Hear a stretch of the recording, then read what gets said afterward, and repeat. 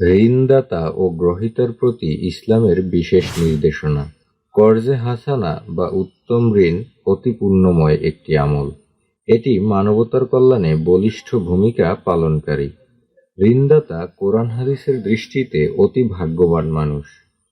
আবু হুরায়রা রাদিয়াল্লাহু তাআলা আনহু এর বর্ণনায় মহানবী সাল্লাল্লাহু আলাইহি ওয়াসাল্লাম ইরশাদ করেন, এক মুসলিম অপর মুসলিমের ভাই, সে তার উপর কোনো জুলুম করে না, তার সাহায্য ত্যাগ করে না।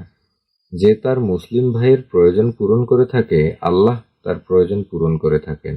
আর যে কোনো মুসলমানের একটি বিপদ দূর করবে, আল্লাহ তাআলা তার কিয়ামতের দিনের বিপদগুলো থেকে একটি বিপদ দূর করে দেবেন। অন্য এক হাদিসে মহানবী সাল্লাল্লাহু আলাইহি ওয়াসাল্লাম ইরশাদ করেন, কোনো একজন মুসলমান অন্য মুসলমানকে একবার ঋণ দিলে এ ঋণদান আল্লাহর রাস্তায় সেই পরিমাণ সম্পদ দুইবার সদকা করার সমতুল্য হয়। ইসলামে ঋণ দেওয়া একটি পুণ্যময় কাজ। ঋণ গ্রহীতা ঋণ আদায়ে অক্ষম হলে তা মাফ করে দেওয়া আরও বেশি সওয়াবের কাজ। আবার দুনিয়ায় এমন মানুষের সংখ্যা নেহাত কম নয়, যারা ঋণ নেওয়ার পর তা আদায়ের কথা বেমালুম ভুলে যায়। অনেকেই আবার সামর্থ্য থাকা সত্ত্বেও ঘোরাতে ঘোরাতে ঋণদাতার 12টা বাজিয়ে দেয়। কেউ কেউ পুরো টাকা মেরে দেয়। অনেক ক্ষেত্রে আহত নিহত হওয়ার মতো ঘটনাও ঘটে। ফলে মানুষের মনে কর্জে হাসানার ব্যাপারে এক ধরনের নেতিবাচক ধারণার সৃষ্টি হয়েছে। তাই এসব ফটকাবাজের কারণে সমাজের ভালো মানুষগুলো বিপদের সময় কর্জে হাসানা পায় না। অথচ ঋণদাতা ও ঋণগ্রহীতা উভয় শ্রেণীর জন্য ইসলামে আছে বিশেষ নির্দেশনা। এসব নির্দেশনা মেনে চললে অনাকাঙ্ক্ষিত সংকট দূর হবে ইনশাআল্লাহ। ঋণগ্রহীতার দায়িত্ব কর্তব্য। ঋণগ্রহীতার এ কথা সর্বদাই মাথায় রাখা উচিত যে ঋণগ্রস্ততা অনেক সময় দুশ্চিন্তা ও অশান্তির কারণ হয়। এজন্য মানুষের কর্তব্য হল আল্লাহর কাছে ঋণ গ্রহণ থেকে পানাহ চাওয়া এবং দোয়া করা, তিনি যেন ঋণ গ্রহণ ছাড়াই তার সব প্রয়োজন পূরণ করে দেন। রাসূলুল্লাহ সাল্লাল্লাহু আলাইহি ওয়াসাল্লাম আল্লাহর কাছে ঋণ গ্রহণ থেকে আল্লাহর আশ্রয় চেয়ে দোয়া করতেন। ঋণ গ্রহণের ক্ষেত্রে বাস্তবিকই প্রয়োজন আছে কিনা, থাকলে সেটা কোন পর্যায়ের, ঋণ গ্রহণ ছাড়া অন্য কোনোভাবে তা পূরণ করা সম্ভব কিনা, এমন ঋণ গ্রহণ করলে সময়মতো তা পরিশোধ করা যাবে কিনা, এই বিষয়গুলো বিবেচনা করা খুবই জরুরি। বিশেষ প্রয়োজন ও সময়মতো পরিশোধের প্রবল ধারণা ছাড়া ঋণ গ্রহণ জায়েজ নয়। সময়মতো পরিশোধের পাক্কা নিয়ত থাকা এবং এর জন্য চেষ্টা অব্যাহত রাখা জরুরি। আর পরিশোধের জন্য আল্লাহর কাছে দোয়া করতে থাকা। কিন্তু ঋণ নেওয়ার সময় অবশ্যই না করার নিয়ত রাখা বা ঋণ নেওয়ার পর সম্পূর্ণ উদাসীন হয়ে পড়া খুব অন্যায় ও গুনাহের কাজ। আবু হুরায়রা রাদিয়াল্লাহু তাআলা আনহু বর্ণনা করেন, রাসূলুল্লাহ সাল্লাল্লাহু আলাইহি ওয়াসাল্লাম বলেছেন, যে ব্যক্তি মানুষের সম্পদ পরিশোধের নিয়তে ঋণ নেয়, আল্লাহ তাআলা তার পক্ষ থেকে পরিশোধ করে দেন। আর যে আত্মসাতের উদ্দেশ্যে ঋণ নেয়, আল্লাহ তা ধ্বংস করে দেন। নির্ধারিত সময়ের আগেই ঋণ পরিশোধের চেষ্টা করা, না পারলে নির্ধারিত সময়ের মধ্যে অবশ্যই পরিশোধ করবে। টালবাহানা, মিথ্যার আশ্রয় নেওয়া, ছলচাতুরি করার কোনো অবকাশই নেই। আবু হুরায়রা রাদিয়াল্লাহু তাআলা আনহু বর্ণনা করেন, রাসূলুল্লাহ সাল্লাল্লাহু আলাইহি ওয়াসাল্লাম বলেছেন, ঋণ আদায়ে বিত্তবানের টালবাহানা জুলুম। সময় মতো ঋণ পরিশোধ না করলে ঋণদাতা থেকে কখনো কষ্টদায়ক আচরণ প্রকাশ পেতে পারে।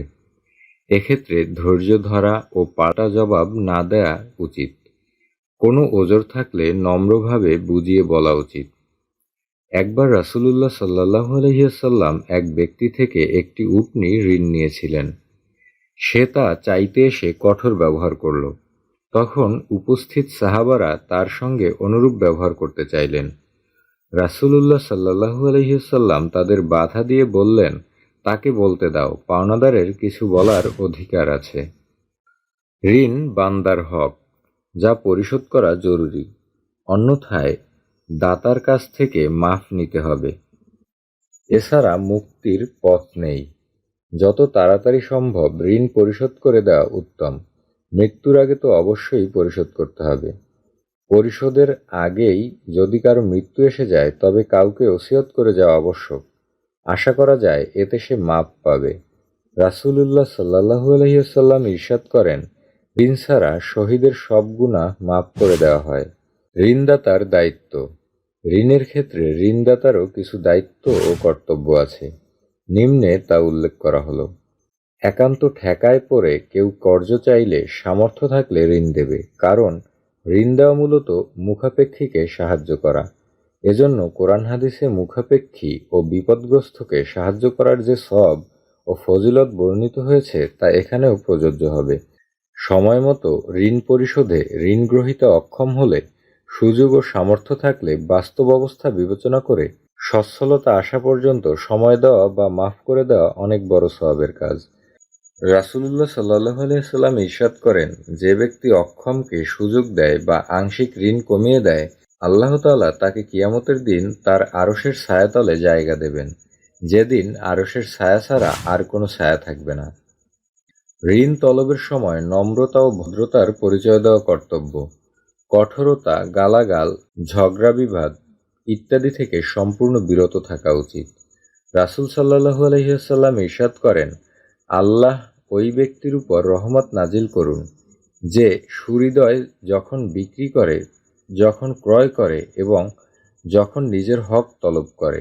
ভোগ্য ঋণ হোক বা ব্যবসায়ী ঋণ, মূলধনের অতিরিক্ত কোনো কিছুর শর্ত করা যাবে না, কারণ এটা সুদ। এরূপ কেউ করে ফেললে যথানিয়মে তাওবা করে কেবল মূলধনই গ্রহণ করবে, বাড়তিটা গ্রহণ করবে না। খোটা দিয়ে বা অন্য কোনোভাবে ঋণগ্রহীতাকে কষ্ট না দেয়া, কারণ এতে ঋণদানের যে সওয়াব তা নষ্ট হয়ে যায়। এ জাতীয় অভ্যাস কারো থাকলে তা পরিহার করা অবশ্য কর্তব্য। পবিত্র কোরআনে ইরশাদ হয়েছে, হে মুমিনরা, তোমরা খোটা ও কষ্ট দিয়ে নিজেদের সদকাকে সে ব্যক্তির মতো নষ্ট করো না যে নিজের সম্পদ ব্যয় করে মানুষকে দেখানোর জন্য এবং আল্লাহ ও পরকালে বিশ্বাস রাখে না।